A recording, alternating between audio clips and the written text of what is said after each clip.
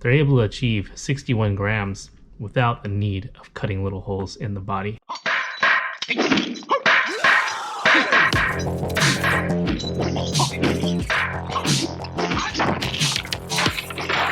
What's up guys, welcome back to another video. Alright, so this is going to be an unboxing of the Razer Viper Mini gaming mouse. So as you can see here, this one does feature the Razer Chroma RGB lighting.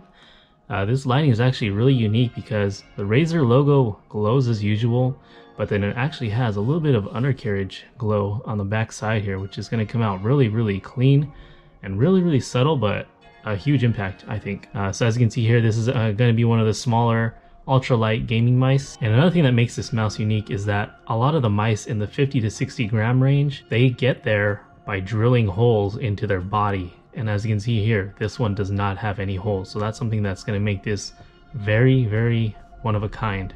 They're able to achieve 61 grams without the need of cutting little holes in the body. Alright, and this does have the optical mouse switches made by Razer as well. So that's going to be something that's going to be interesting to try out. And this also has the Razer Speedflex Cable. We'll see how that does compared to something like a pair cable or something like the Cooler Master MM710. This goes into detail with the optical switches there. As you can see, every time you push it, there's a little optical laser light that gets blocked, and that's how it just fires with rapid response. Alright, and the grip width of the standard Razer Viper is 57.6 millimeters, and the grip width on the Viper Mini is smaller at 53.5 millimeters. Wow, and then surprisingly, the height is actually half a millimeter taller with the Mini. That's surprising. And then the Mini is also 8 grams lighter. And then there's a quick overview of everything: 61 grams, optical switches, Speedflex cable, and this does have an 8500 DPI optical sensor. A lot of people complain that that's not higher. I don't go anywhere near that. I'm sure you won't either, but I think I max out at maybe 14 to 1500 tops. I play a lot of first and third person shooters, more on the lower end of the spectrum at like 400 DPI, so I'm not going to be anywhere close to maxing that out. So no complaints there. You can use the onboard memory, or you can use the software that you can install in Windows or Mac. And then, yeah, it does have the Razer Chroma. So anyways, enough of this. Let's just go ahead and unbox this. I did cut the tape on the top, so let's go ahead and open this thing up. So I'm guessing I'm just pull this straight out. There's no tabs to pull. Nice, okay. And there it is. Got a little Razer sticker, and then a quick little manual. Just some brief specifications, a little diagram. It tells you what's what, which button is what, serial number, and that's pretty much it. A whole bunch of other languages there. And that's that. And the actual mouse itself, I can already see that green USB there. That's pretty sick. Not gold plated though. Doesn't look like, looks silver to me. Okay, here is the mouse itself. So right off the bat, I can tell you that this does feel a little bit heavier than the MM710. Not super noticeable, but it's just something I do notice, that it's not like, wow, this is super light.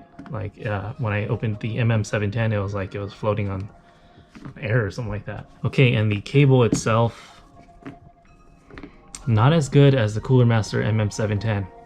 Not as good. As you can see there, it does feel a little bit stiff, unfortunately. I wouldn't say super stiff, but it definitely is not like a super great experience. So there's another area that the MM710 trumps the Viper Mini. Alright, and build quality wise, it feels solid, but let's go ahead and give this a shake test and see if there's any loose parts. Nothing there. As you can see there, build quality is really nice. So is the fit and finish. I like the texturized plastic here. You also have some smooth plastic running here down the center, and then this nice little detail here. Buttons are also textured on the side. Yeah, pretty nice buttons here. Forward and back feel quite a bit stiff, but again, this is a brand new mouse just out of the box, so I'm sure these are going to loosen up over time. The forward button feels considerably harder to push than the back button. You can even hear it in the clicks. Mouse wheel feels good. The little indentations don't feel as good as the MM710. And I'm actually surprised that the MM710 is already winning in a lot of categories for me. I'm going to do a proper comparison video, but all of the videos that I watched, the MM710 was like hated on basically. Like this one, they're like, oh, the Viper Mini is like so awesome. It's like way better than the MM710, like worlds better. I'm not really seeing that in my case. All right. This does have PTFE feet. There's one large pad right here on the bottom base, and then up here at the front top. That does feel smoother. I would say that this is a little bit smoother than the MM710, so that's one area that I would give the edge to for this mouse. Let's give all the buttons a try real quick.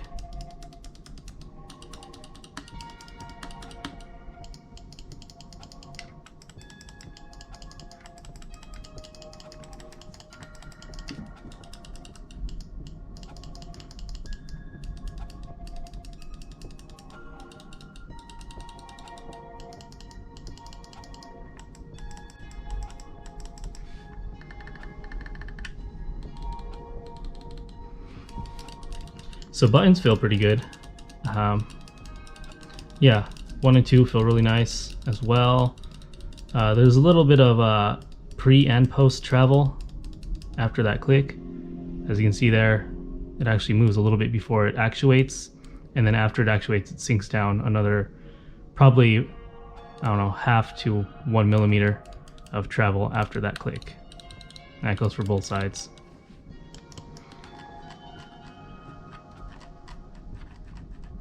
So like I said, I think I like the texture of this mouse a little bit better.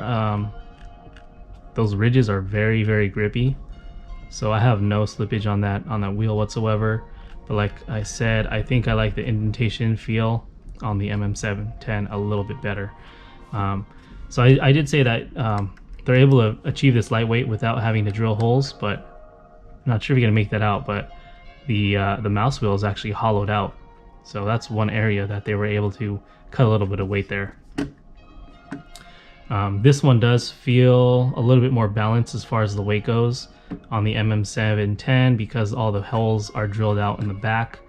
It's really front heavy, so this one feels a little bit more balanced. Yeah, really nice gliding actually. I like it a lot. Let's go ahead and plug this in and let me show you some of the lighting effects real quick. Alright, and let me actually kill the lights so you can see this a little bit better.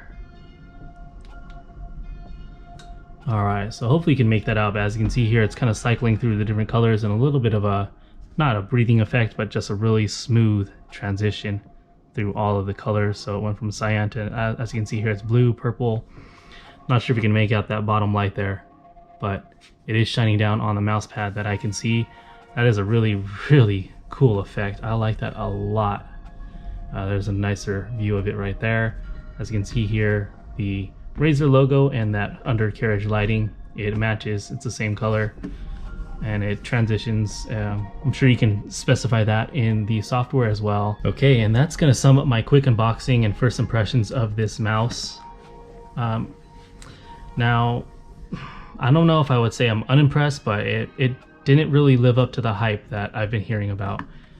It's a good mouse, don't get me wrong, but I'd probably say maybe about 3 of the categories I just went over, the MM710 is a little bit better. As far as the shape goes, my hand is kind of in between a small and medium sized hand based on the standard chart that you see everywhere. This mouse actually feels a little bit small, to my taste at least. Not sure we can make that out, but these 2 fingers kind of drag on my mouse pad. Like it's not really comfortable to hold, only because these edges kind of taper in and down. There's not really like a flat side or even a little lip to rest your fingers on. Same thing with my thumb here. It just kind of falls off that tapered edge. I would like to see maybe a little bit flatter section here, but you know, at the same time, that's something that's an easy fix. All you gotta do is get some grip tape online. I think Lizard Skins makes a really nice grip tape that you can just apply to maybe something like that, maybe cut like a semicircle there. And I would say go with that if you have a hand size similar to mine or larger. I think that would just help the left and right grip a little bit better. but man, this mouse is definitely smooth. And you know what? Let's go ahead and break out the scale real quick and get an actual real world weight for this mouse. Okay, here is my scale ready to go. Let's go and power her on. All right, zeroed out. Moment of truth. Wow, look at that. 60 grams now to the T. So this is actually completely accurate to what Razer says on their packaging and on their website. The Cooler Master was coming in a little bit, probably about 2 or 3 grams heavier than what was on the box. So that's something to know. They say this is around 61. The Cooler Master says 53, but it came in more like 58, I believe. So these are actually pretty dang close in weight. Alright guys, so that's going to sum up my unboxing and first impressions of the Razer Viper Mini. Definitely a good mouse, but honestly for me, it isn't excellent and it isn't even great. I just say this is a good, decent mouse, especially if you have small hands to like extra small hands, if you're like a possibly a kid. This is going to suit you very well. For me, I just find it a little bit uncomfortable to hold. Yeah, it's just a little bit too narrow for my taste. Other than that, excellent build quality. Ergonomics are still pretty great as well. I really like the indents on each of these buttons here, how it kind of tapers downward. I'm not sure if you can make that out, but really nice design there. But other than that, solid mouse, solid build quality. Love the LEDs. And there it is. Alright guys, thanks for watching. Like, comment as usual, and I will see you guys on the next video. Peace.